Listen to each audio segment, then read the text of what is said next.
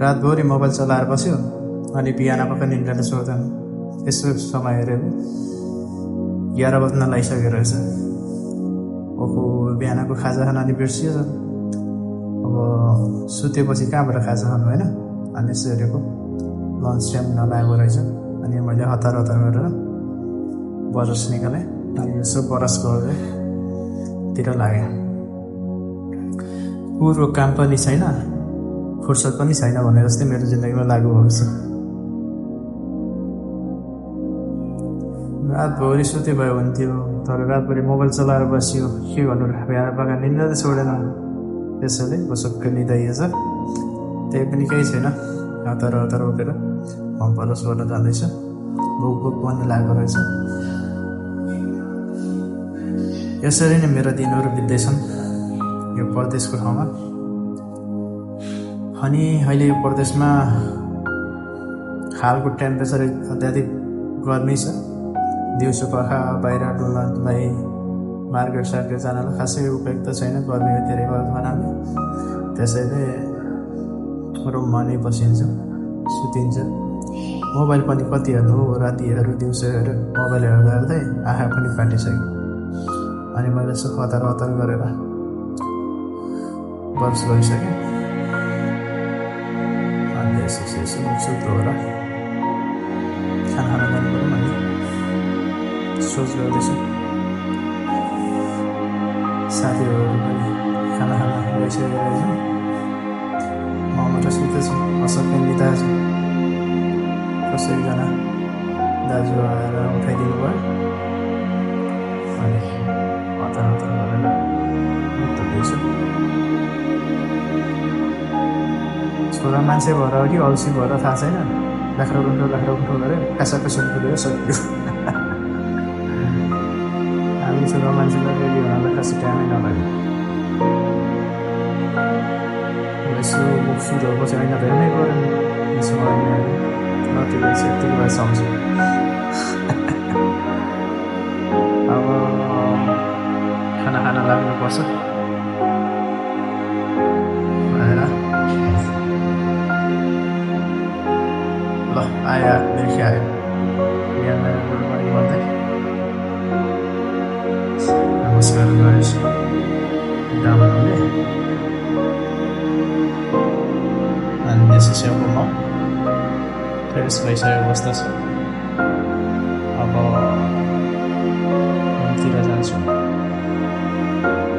यो चाहिँ हाम्रो बाहिरको नजरिया, एकदम गर्मी छ बाहिरतिर।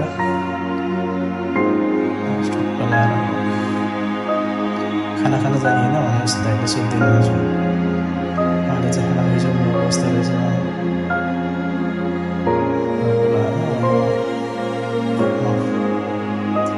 सोच्नै पऱ्यो भनिसकेपछि। रुमको हालत पनि लथालिङ्गै छ हो। छोरा मान्छे भएर हामी त्यति जागिरिलो छैनौँ कि, त्यति एक्टिभ छैनौँ। लाख्रो जस्तो छ त्यस्तै चल्न दिने होइन। आइरहेछ होइन, जाने होइन खानालाई कति ढिलो गरेको भन्दैछ।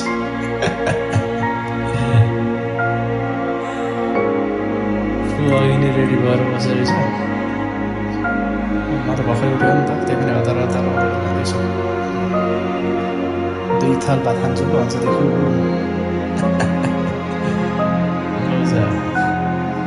धेरैमा खन्छ भनेको त लास्टै पेटले मर्दा छोड्यो पेटले। अब हामी खाना खाने ठाउँतिर जाँदैछौँ। प्लेट चाहिँ क्यान्टिनमा पनि पाउँछ नपाउने होइन, तर हामी पर्सनली खाने भयो। त्यहाँ अब क्यान्टिनमा खाने सबैले युज गर्छ, धोने त धोइदिन्छ। त्यही कारण सबैले युज गरेर भने पर्सनली राख्नु भनेर मैले चाहिँ प्रायः जसो गरेको हो। सबैको रुमतिर राखिन्छ। यो चाहिँ हाम्रो खाना खाने ठाउँ।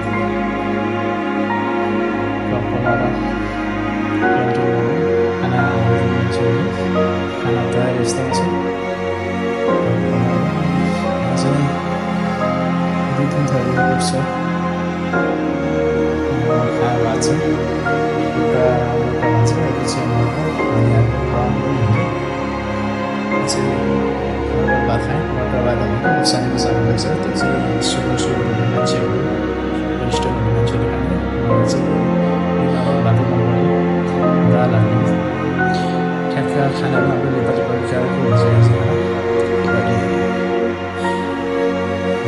साउथ इन्डियन र नर्थ इन्डियन अनि नेपालीहरू छन्।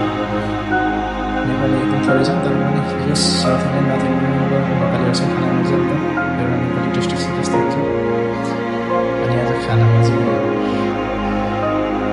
मकैको सब्जी, सलाद, चिकन फ्राई, दाल अनि फ्रुटमा चाहिँ केरा रहेछ। अनि यसो हेरेको आठ वर्ष पनि खाना मन लागेको देख्नुपर्छ। अनि मैले 8 बजेर हालेँ। खाना खान सुरु गरेको त ध्यानमा सुत्यो। अनि खाना खाने खानुपर्छ भने खाइयो। खाना ठिक छ। खुर्सानी हरियो खुर्सानी त चलाउनै पर्यो, मलाई पनि अत्याधिक पिरो मन पर्ने भएको कारणले खानामा पनि हल्का पिरो त हुन्छ, तर मैले एक्स्ट्रा पिरो खाँदा हरियो खुर्सानी चलाउँदैछु। अनि त्यसपछि ल्याएर सब्जी दाल मिक्स गर्दै मलाई र ल्याम्पमा खुलाएर खाना खाइयो। 8 बजार भएपछि त्यसै जिउ नै टक्क हुने।